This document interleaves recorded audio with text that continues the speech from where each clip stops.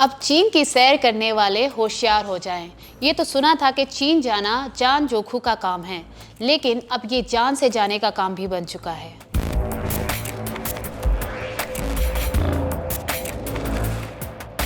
चीन में अगर आप शुमाल की तरफ जाएं तो एक मुकाम आता है जिसे माउंट होशान कहा जाता है।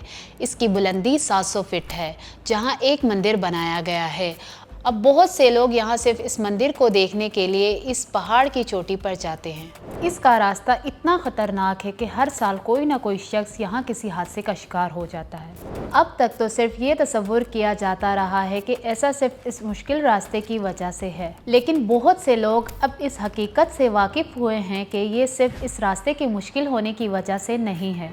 इस रास्ते पर कुछ पुरअसरार और खौफनाक मखलूक रहती है जो यहाँ से गुजरने वाले टूरिस्ट को धक्का देकर नीचे फेंक देती है। हुआ कुछ यूं कि इटली की एक खातून जिसका नाम अलीसा बताया जा रहा है, इसने चीन में मौजूद इस मंदिर को देखना चाहा।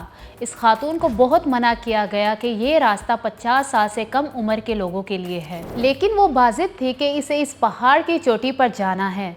दिलचस्प बात यह है कि अब तक जितने भी हादसा पेश आए हैं, इनमें से ज़्यादातर वही लोग शामिल हैं जिनकी उम्र 50 साल से ज़्यादा थी। इस लेडी के साथ इसकी 2 फ्रेंड्स और भी थीं, जिनके नाम अलेक्जेंड्रा और बियांका थे। अभी इस खातून ने चंद मील का फासला ही तय किया था कि ज़ोर ज़ोर से चिल्लाने लगी। इसके मुंह से यही अल्फाज निकल रहे थे कि leave me alone, leave me alone. वो मुसलसल यही पुकार रही थी, जिसके बाद जैसे ही खातून ऊपर से नीचे गिरी, इसकी मौत वाक़या हो गई। मुकामी पुलिस ने जब हादसे की जगह का दौरा किया तो कुछ अजीब मंजर ही देखने को मिला। इस खातून के कपड़े फटे हुए थे और इसके कंधों पर बड़ी बड़ी उंगलियों के निशान थे। माहिरीन के मुताबिक ये निशान किसी इंसान के नहीं हो सकते।